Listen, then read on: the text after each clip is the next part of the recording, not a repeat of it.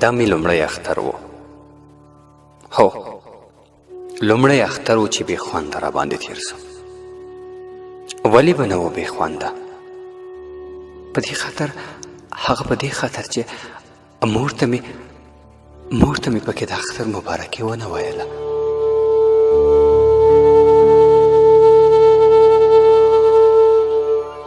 نه رښتیا تر لمانځه وروسته له پلاره سره تر مبارکۍ وروسته سیده مې د مور خوا ته ولاړم.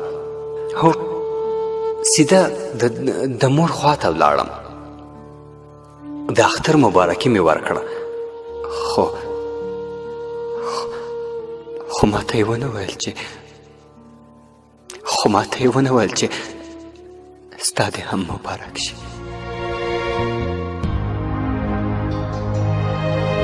ویې نه ویل چې لوی سړی شي. بیا مې ورته مبارکي ورکړه.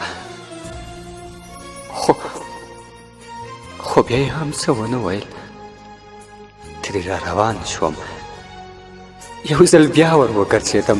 بیا مې مبارکي ورکړه. دا ځل په تمه وم. بیا هم غلې پاتې شوه. هو دا ځل بیا هم غلې پاتې شوه. ټک ټک مې ورته وکړ. خو لکه چې ټک ټک یې هم وانه اورېد. خو مبارکي یې رانه کړه. څنګه به یې راکړې وای؟ هو څنګه به یې راکړې وای؟ زما غږ یې نه اورېده. هغه د تور خاور لاندې وه. مور مې نه وه. مور مې